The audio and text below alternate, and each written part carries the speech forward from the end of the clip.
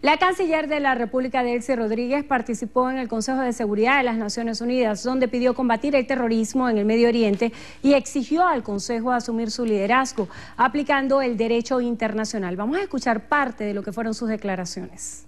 Venezuela es un país que históricamente ha condenado el terrorismo en toda su forma y venga de donde venga.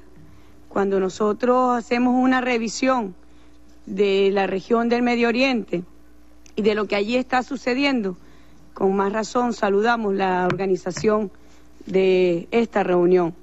Es realmente preocupante. A 70 años del nacimiento de la Organización de las Naciones Unidas, todavía nosotros hablamos, y yo tendría que decir con vergüenza, de una causa palestina. Hay una deuda todavía que saldar, que es una deuda moral, es una deuda ética.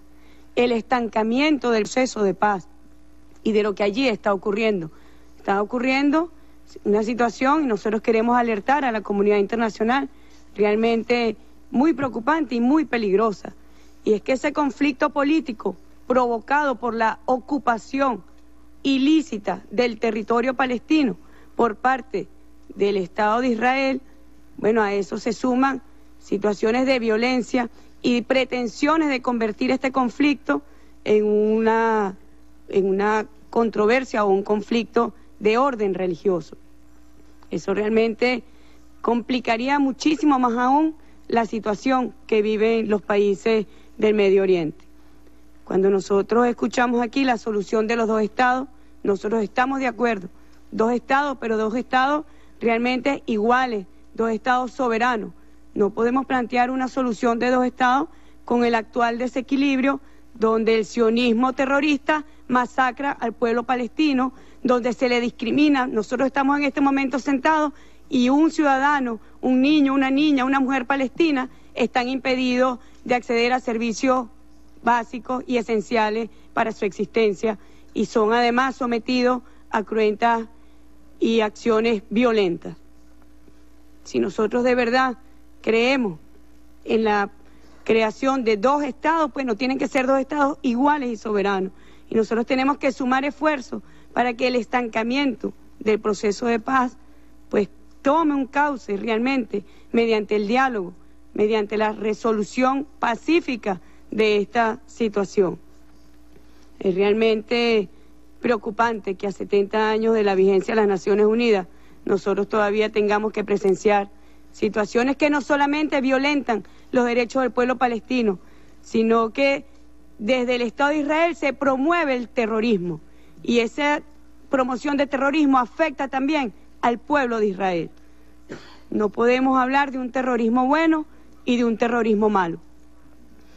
Y cuando nosotros nos vamos al análisis de las causas, bueno, no podemos actuar sobre el terrorismo, solamente sobre las consecuencias que convienen además a algunos centros de poder que hegemonizan la vida financiera, mediática, cotidiana de los países. Nosotros también tenemos que hablar del modelo económico-social que genera pobreza, que genera miseria.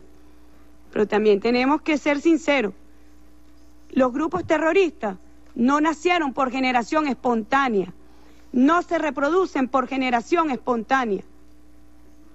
Nosotros quisiéramos saber quién financia desde este recinto multilateral.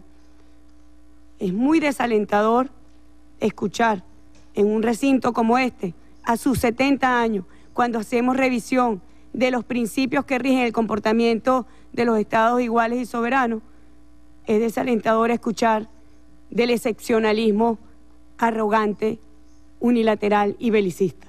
Eso no puede tener cabida acá.